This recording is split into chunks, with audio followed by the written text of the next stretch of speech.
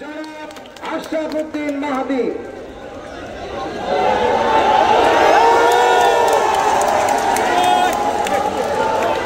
আসসালামু আলাইকুম ওয়া রাহমাতুল্লাহ। প্রিয় ব্রাহ্মণবাড়িয়াবাসী কেমন আছেন? আমার শহীদ বাড়িয়াবাসী কেমন আছে?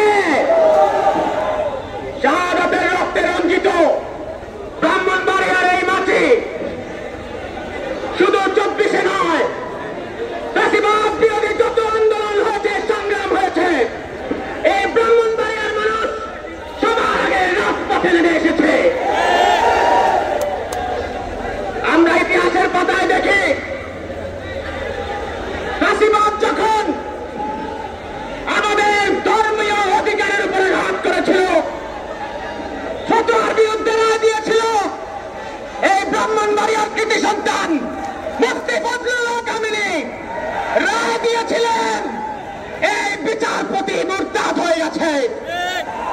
আমরা আমাদের গণতান্ত্রিক অধিকার অনুযায়ী আমরা রাজপথে নেমেছিলাম, কিন্তু ব্রাহ্মণবাড়িয়ার 6 জন ছাত্রকে এই আওয়ামী সরকার 2001 সালে শহীদ করেছিল।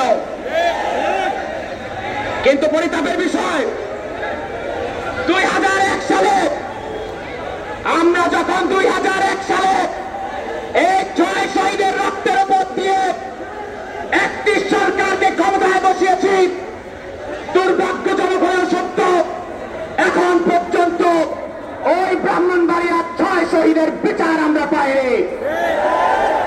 আমরা আজকে মুক্ত মঞ্চ থেকে ঘোষণা করছি, শুধু 2001 নয়, 2011, 2013, 5ই মে, 2021-এর মোদী বিরোধী আন্দোলনে ব্রাহ্মণবাড়িয়ার যত কৃতি সন্তান শহীদ হয়েছে, এসপিপি যদি ক্ষমতায় আসে, প্রত্যেকটা রক্তের ফোঁটার বিচার হবে ইনশাআল্লাহ।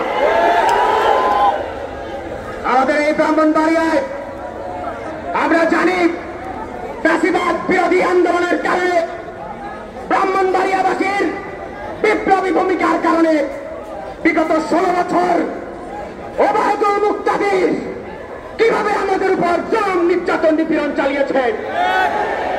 আমরা স্পষ্টভাবে বলছি, এই অন্তর্বর্তীকালীন সরকার ক্ষমতায় বসেছে ছাত্র জনতার রক্তের উপর দিয়ে।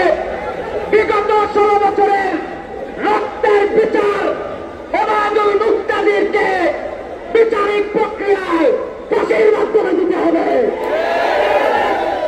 আমরা স্পষ্টভাবে বলছি, জাতীয় নাগরিক পার্টি এনসিপি জনগণের রাজনীতি করে। আমাদের আহ্বায়ক তাহির ইসলাম, তিনি এক দফার ঘোষণা দিয়ে শুধু দেশকেই দ্বিতীয়বার স্বাধীন করেন নাই, ক্ষমতার কাতার থেকে জনতার কাতারে নেমে এসেছেন। আমরা এই নেতার নেতৃত্বে বিশ্বাস করি, আমরা তাদের আস্থা রাখি। এই নেতৃত্বের হাত ধরে বাংলাদেশে নতুন রাজনৈতিক বন্দোবস্ত কায়েম হবে ইনশাআল্লাহ। আমাদের দেশের স্বাধীনতার সার্বভৌমত্ব রক্ষার্থে এই ব্রাহ্মণবাড়িয়াবাসী বারবার বিপ্লবী ভূমিকা রেখেছে। আমাদের স্মরণ আছে, যখন জুলাই আগস্ট আন্দোলনে সারা দেশে আন্দোলন হচ্ছিল, পুরো দেশের মানুষ তাকিয়েছিল ব্রাহ্মণবাড়িয়ার দিকে। এই ব্রাহ্মণবাড়িয়াবাসী যখন নেমে এসেছে, বিশ্বরোধ যখন অবরোধ হয়ে গেছে, তখন ব্রাহ্মণবাড়িয়া সারা দেশকে অচল করে দিয়েছে। আমরা স্পষ্টভাবে বলছি, আমাদের সংগ্রাম শেষ হয় নাই। আমরা স্পষ্টভাবে বলছি, বাংলাদেশের জনগণকে, নাগরিকদেরকে তাদের ক্ষমতা বুঝিয়ে দিতে এবং নাগরিকদের অধিকার ফিরিয়ে দিতে আমাদের রাজনীতি চলমান থাকবে। জনগণের নিরাপত্তার স্বার্থে, দেশের স্বার্থে আমরা আরো একবার যদি রাস্তায় নেমে আসতে হয়, নাহিদ ইসলাম, সার্জিস হোসেন, হাসনাত আব্দুল্লাহ, আক্তার হোসেন, সার্জিস আলমের নেতৃত্বে কারা কারা রাস্তায় নামতে প্রস্তুত আছেন? ইনকিলাব।